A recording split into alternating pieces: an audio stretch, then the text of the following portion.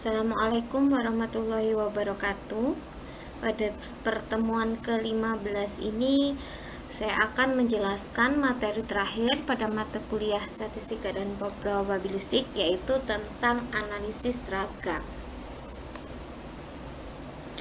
Ya, analisis ragam ini biasanya kita gunakan untuk menganalisis apakah dua sampel itu memiliki parameter yang sama atau berbeda, ya. Analisis ragam ini tentunya dilakukan ketika pengujian tidak hanya dilakukan sekali, gitu ya, bisa 2 kali atau lebih dari 2 kali. Kemudian kita bandingkan apakah nilai suatu parameter yang ada pada sampel tersebut sama atau tidak. Nah, kedua pengujian itu disebut saling bebas atau tidak berpasangan jika pemilihan unit-unit contoh pertama, unit-unit sampel pertama tidak bergantung pada pemilihan unit-unit sampel kedua, dan sebaliknya, gitu ya. Jadi sampel yang pertama tidak bergantung dengan sampel yang kedua atau sebaliknya. Kemudian kedua pengujian itu disebut berpasangan atau tidak bebas ketika pengambilan unit-unit sampel pertama memperhatikan bagaimana unit-unit sampel kedua dipilih, gitu ya. Jadi ada sesuatu yang membuat kedua sampel ini berhubungan. Ilustrasinya adalah pengujian yang saling bebas itu, misalkan penelitian ingin mengetahui bagian ayam manakah yang memiliki kadar lemak tinggi antara sayap dan dada. Jadi begini ya, yang akan dianalisis dengan analisis ragam adalah ketika kita membandingkan dua pengujian atau lebih, gitu ya. Ini yang dibandingkan adalah pengujian kadar lemak pada sampel sayap dan sampel dada. Nah, disebut dua pengujian yang saling bebas apabila dalam pengambilan contoh 10 ayam diukur kadar lemak bagian sayap dan 10 sampel ayam yang lain diukur kadar lemak bagian dada, gitu ya. Jadi mungkin ada lebih dari 20 ayam, gitu ya. Lebih dari 20 ayam, misalkan ada 100 ayam, gitu ya. Saya ambil 10 ayam bagian sayap, kemudian saya hitung kadar lemaknya, gitu ya. Kemudian setelah 10 itu saya lepaskan, ya, saya lepaskan ke 100 lagi, gitu ya, ke populasi lagi. Kemudian saya ambil 10 ayam lagi, saya ambil lagi. Nah, ini saya tes kadar lemak bagian dadanya, gitu ya. Nah, ini disebut saling bebas, tidak ada pengaruh sampel yang pertama dengan sampel yang kedua. Ilustrasi untuk pengujian yang berpasangan atau tidak bebas adalah apabila pengambilan contoh 20 ayam, kemudian diukur kadar lemak masing-masing bagian sayap dan dada, serta diketahui bahwa setiap contoh dada dan sayap berasal dari ayam yang sama. Jadi gini, dari populasi 100 ayam, saya ambil 20 ayam. Masing-masing ayam ini saya uji bagian sayap dan dadanya. Jadi setiap satu ayam saya uji kadar lemaknya bagian sayap dan juga bagian dadanya, gitu ya. Jadi ini dalam satu ayam dilakukan dua pengujian. Nah, ini jelas datanya itu saling berhubungan, gitu ya. Disebut pengujian dua nilai tengah yang tidak bebas. Nah, bagaimana cara mengujinya, gitu ya? Apakah sama atau berbeda kadar lemaknya tadi? Nah, ini pertama, kalau kejadian saling bebas, ini adalah aturan-aturannya atau rumusnya gitu ya. Jadi banyak hal yang harus kita tentukan. Yang pertama adalah ini derajat bebas gitu ya, kemudian jumlah kuadrat, kemudian ada lagi kuadrat tengah, baru kita tentukan F hitung ya. F hitung ini apa? Nanti kita akan mempelajari suatu tabel yang berdistribusi F gitu. Ini maksudnya seperti ini tabelnya ya, tabel uji F ya, digunakan untuk menguji ragam gitu. Ini seperti ini DF ini maksudnya adalah derajat bebasnya. Ini derajat bebas untuk N min K gitu ya. Ini di sini dan di sini. Oke ya. Banyak hal yang akan kita tentukan sampai kita tentukan F hitung gitu ya. Nah, ini rumusan jumlah kuadrat ini itu sudah dijabarkan gitu ya, sehingga nanti kita menggunakannya lebih mudah menjadi seperti ini. Nah, misalkan I ini adalah pengujiannya gitu ya, yang J ini adalah sampel keberapanya gitu ya. Jadi ada jumlahan dari untuk pengujian pertama gitu ya, kemudian pengujian kedua dijumlah gitu, baru dikurangi ini rumusan ini. Ini nanti kita praktekkan saja bagaimana cara menghitung menggunakan rumus-rumus ini. Oke, ini contoh gitu ya. Dari suatu perkebunan kedelai diambil contoh acak berukuran 10 dan 15 untuk varietas wilis dan orba gitu ya. Jadi di perkebunan kedelai itu ada yang tanaman wilis, kedelai wilis, dan tanaman kedelai orba gitu ya. Di tanaman kedelai wilis diambil 10 sampel gitu ya. Nah, di tanaman kedelai orba diambil 15 sampel. Hasil pengukuran terhadap hasil per hektar sebagai berikut.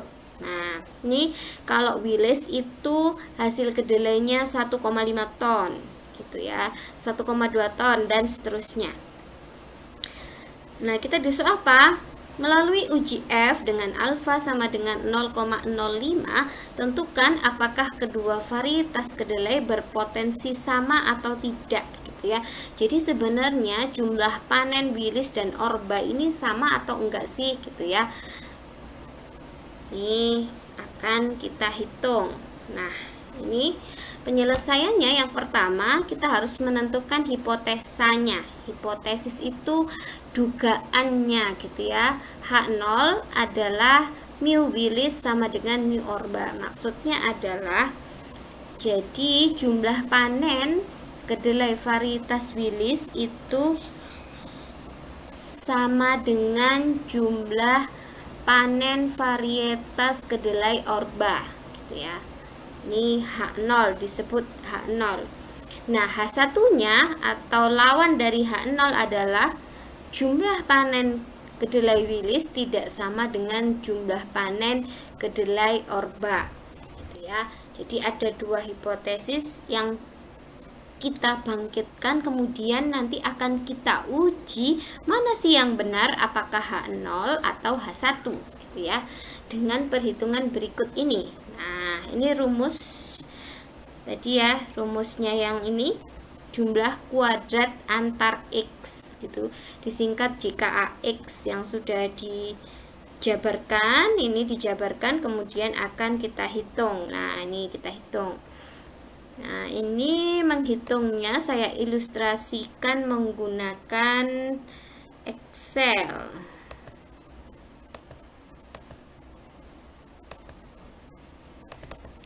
Sebentar.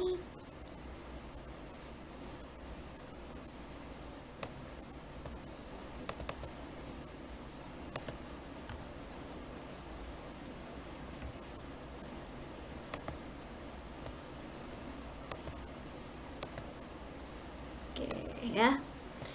Ini sigma J X I J. Jadi perlakuan yang pertama ini, perlakuan yang pertama dijumlahkan dulu baru dikuadratkan gitu ya. Jadi ini datanya sudah saya tuliskan di sini ya. Ini untuk I-nya perlakuan 1, J-nya adalah pengujian keberapa gitu ya. Ini ada 10 sampel. Sampel pertama, pengujian pertama berarti 1,5 gitu ya. Ini I-nya, yang ke sana J-nya. Pertama kita harus ini menjumlahkan J dulu, kemudian kita kuadratkan gitu ya. Menjumlahkan J kita kuadratkan dibagi dengan jumlahnya. Berarti ini di sini jumlahnya saya jumlahkan dulu sama dengan sum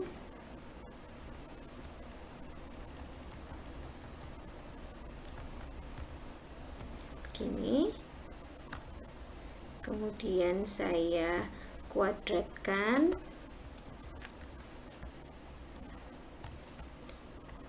sebelahnya aja ya, sama dengan 18 kuadrat begini. Kemudian ini dibagi N gitu ya, dibagi 10. Nah, kemudian kalau pindah ke pengujian kedua, berarti sekarang saya jumlahkan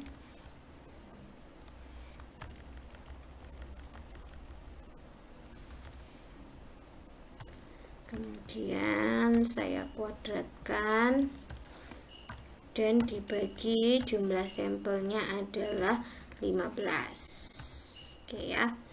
Ini kemudian ini dijumlah ya, sigma ini penjumlahan ini dikurangi dengan, oke ini saya jumlahkan dulu, berarti ini ditambah ini.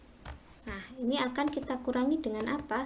Dengan ini, sigma IJ X IJ kuadrat dibagi XI, oh ini dibagi jumlah keseluruhannya ya, 25. Sehingga ini saya jumlahkan keseluruhannya sama dengan, kemudian setelah dijumlahkan adalah dikuadratkan gitu ya. Ini dijumlahkan semua XIJ, kemudian dikuadratkan dibagi dengan jumlah totalnya, berarti ini dibagi dengan 25. Oke, jadi di sini saya punya jumlah kuadrat antar X itu saya tampilkan di sini sama dengan ini tadi yang kita hitung, sigma ini dikurangi dengan ini.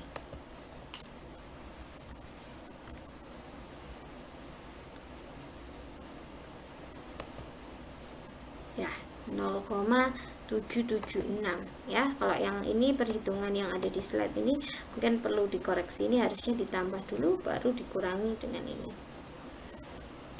Ya, kemudian kita tentukan JK total dulu di sini ya. JK total dulu dengan rumus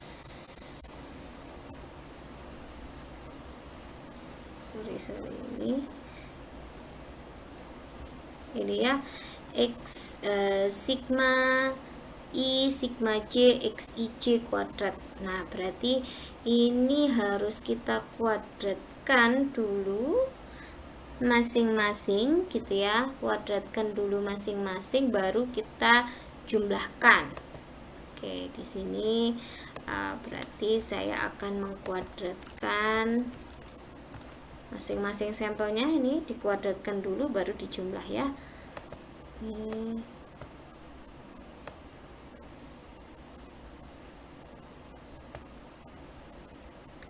Ini coba saya insert di sini.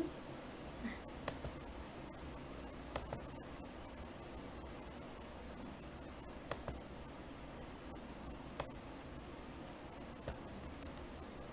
tadi ikut yang atas. Nah, ini saya jumlahkan sama dengan sum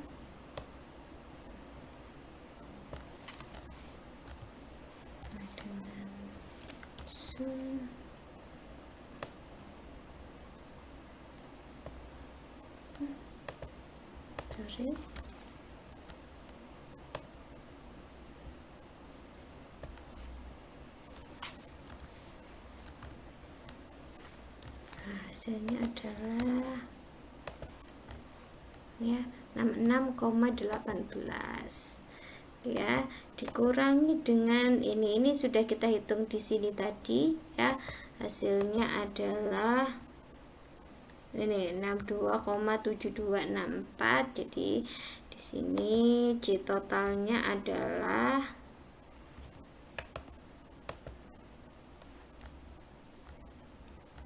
sama dengan 66,8 dikurangi dengan 62 ya, 3,4536, sehingga di sini jumlah kuadrat dalam X bisa kita hitung dengan jika total dikurangi dengan jika antar X ya, gitu ya. Nah, selanjutnya kita isi tabel ini, kita lengkapi tabel ini ya. Nah, ini derajat bebasnya kalau saling bebas adalah 1.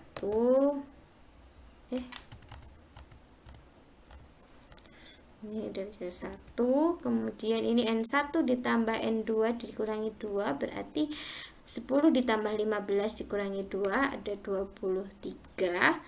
Ini berarti 10 tambah 15 dikurangi 1 berarti 24. Nah, ini kita hitung kuadrat tengahnya. Jika AX dibagi DBAX berarti sama dengan ini dibagi 1. Tentu saja nanti hasilnya adalah tetap. Ini kuadrat tengah untuk dalam X adalah sama dengan ini dibagi dengan gini ya. Nah, baru kita tentukan F hitungnya adalah sama dengan kuadrat tengah dalam antar X dibagi dengan kuadrat tengah dalam X ya, sesuai dengan ini. Jadi kita peroleh F hitungnya 6,683. Nah, itu ya.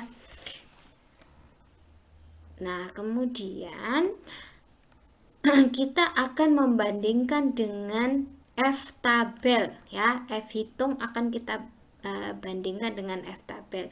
Ini tadi F hitungnya 6,6. F tabelnya akan kita cari berapa sih nilainya untuk angka signifikansi 0,5 ya, derajat bebasnya antar X adalah 1, kemudian derajat bebas dalam varietesnya adalah 23 ya. Di sini kita hitung kalau ini 1 ya, derajat bebas dalam X nya, kemudian derajat bebas 23. Nah, ini berarti 4,279 ya. F tabel adalah 4,279. Nah, barulah kita akan membandingkan gitu ya. Karena F hitung lebih besar dari F tabel, maka H0 ditolak ya. Jadi ada kondisi H0 ditolak itu ketika F hitung lebih besar dari F tabel ya. Nah, H0 akan diterima ketika F hitung kurang dari F tabel, lebih besaran F tabel. Tapi karena hasil dari kita ini F hitung ini lebih besar dari F tabel, maka H0 ditolak. Berarti di sini tadi H0 yang kita tentukan adalah ini ya, H0 mu Willis sama dengan mu Orba. Jadi tingkat panen kedelai, hasil panen kedelai Willis itu sama dengan hasil panen kedelai Orba. Hal ini ditolak.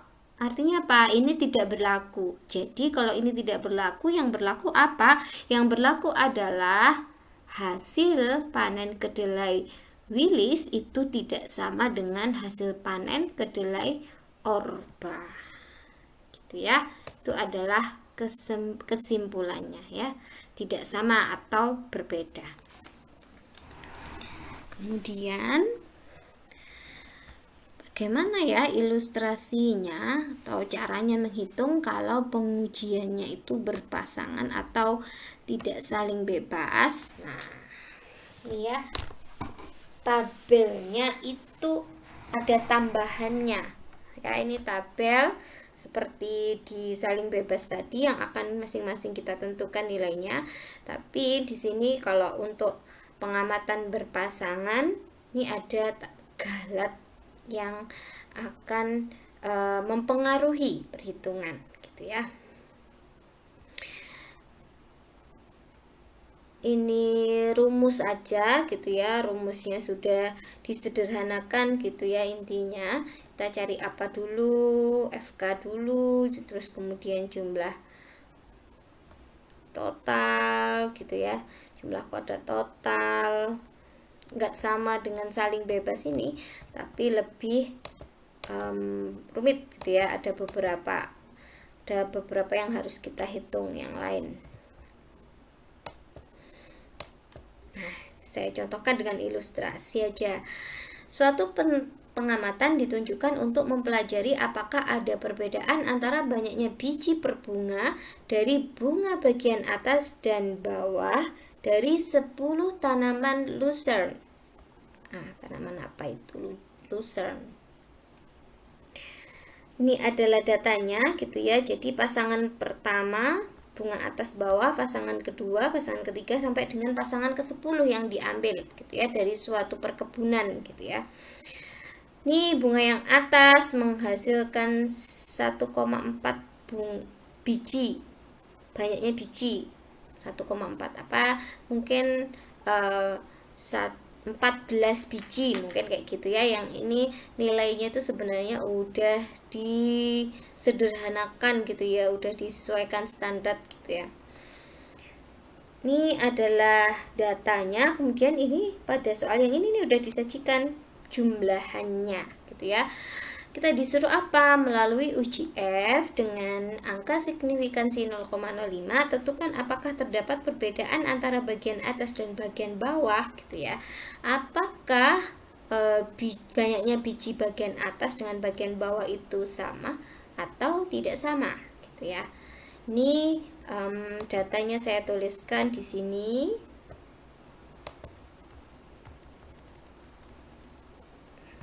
Ini ya datanya. Kemudian kita akan menghitung di tabel ini. Sebelum itu berarti sesuai dengan rumusannya kita akan menghitung FK dulu gitu ya, baru JK total, jumlah kuadrat antar pasangan,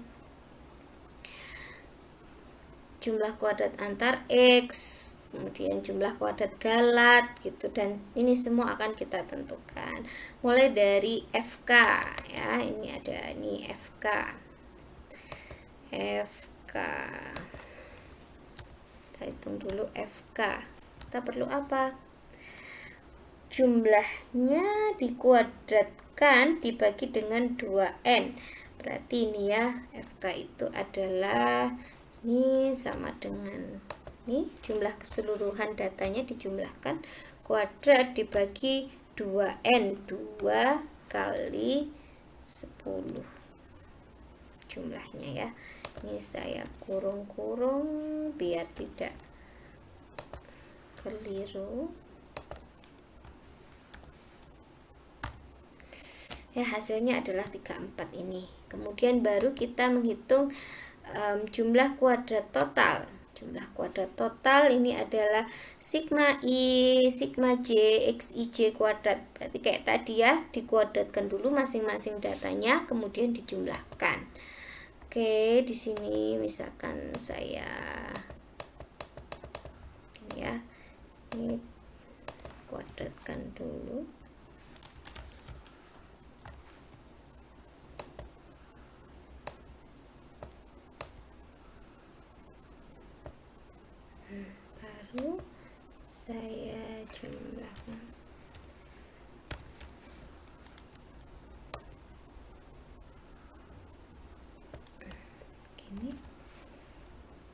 hasilnya adalah ini, berarti ini jumlah kuadrat totalnya adalah di sini sama dengan ini dikurangi dengan FK gitu ya. Di hasilnya 13,96. Selanjutnya saya akan menghitung jumlah kuadrat antar pasangan. Ini saya revisi, saya gunakan sesuai dengan rumusnya ini itu ya.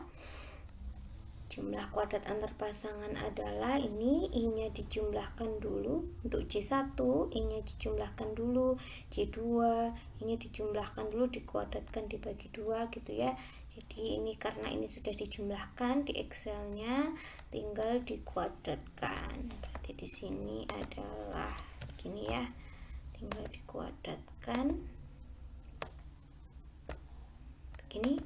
Kemudian jadi ini sama dengan ini kuadratnya seperti ini dibagi 2, dikurangi dengan FK ya, hasilnya 9,3705.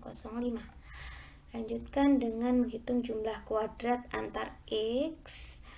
Ini adalah ini ya, ini J-nya untuk I1, J-nya dijumlahkan, untuk I2 J-nya dijumlahkan, dikuadratkan. Berarti ini ya untuk I1 sudah dijumlahkan, kemudian berarti di sini saya tinggal menguadratkan, dikuadratkan dibagi N, dibagi 10 ya, 10.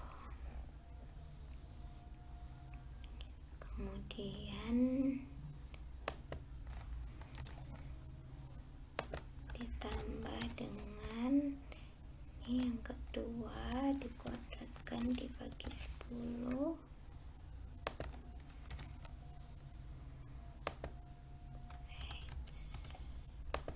kemudian dikurangi dengan FK ya, sesuai rumusnya ya, 1,86. Nah, untuk galat ini kita tinggal mengurangi ini jumlah kuadrat total, dikurangi ini, kemudian dikurangi juga jumlah kuadrat antar X ya.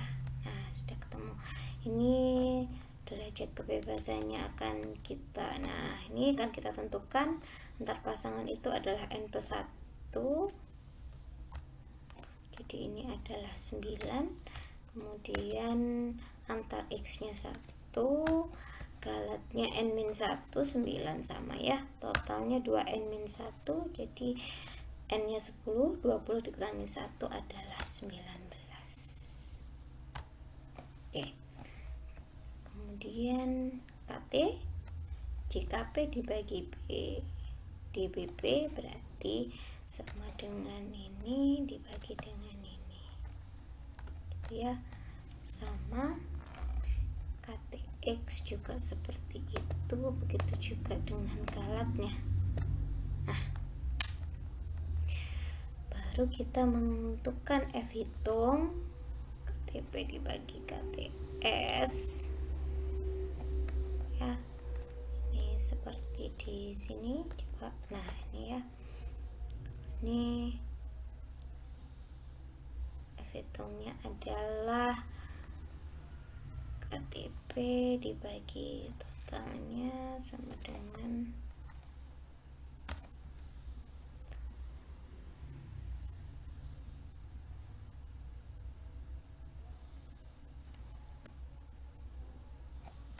itu ya,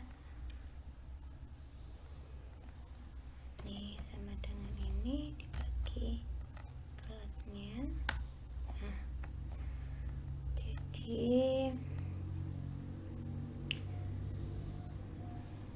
F hitungnya adalah 6,1234. Kemudian kita bandingkan dengan F hitung jika derajat bebasnya 0,05 gitu ya, signifikasinya 0,05, derajat bebas X-nya 1, pasangannya 9. Kita lihat di sini ya, untuk 9. Nah, ini 915,117 ya. Di sini F tabel itu adalah 5,117. Nah, di sini H0 ditolak karena tadi F itu lebih besar dari F tabel ya. Jadi di sini diberikan kesimpulan H0 ditolak, berarti kalau H0-nya ditolak berarti ini yang berlaku. Ada perbedaan antara banyaknya biji bunga atas dan bunga bawah, begitu. Oke, terima kasih. Assalamualaikum warahmatullahi wabarakatuh.